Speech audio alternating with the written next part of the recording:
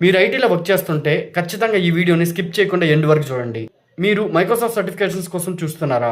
అయితే ఈ వీడియో మీకోసమే. మీరు అజ్యూర్లో వర్క్ చేస్తున్న Microsoft Power Apps, Power Automate, SharePoint, Power Platform, Power BI, Copilot Studio, agentic AI, ఇలా మీరు దేంట్లో వర్క్ చేస్తున్నా కానీ మీరు మైక్రోసాఫ్ట్ సర్టిఫికేషన్స్ చేయాలి అంటే ఫుల్ క్లారిటీతో డీటెయిల్డ్ వీడియో అనేది నేను యూట్యూబ్లో చేశాను. ఆ లింక్ అనేది నా బయోలో ఉంటుంది లేదా కింద కామెంట్లో మెన్షన్ చేశాను. ఇప్పుడే వెళ్ళి చూడండి.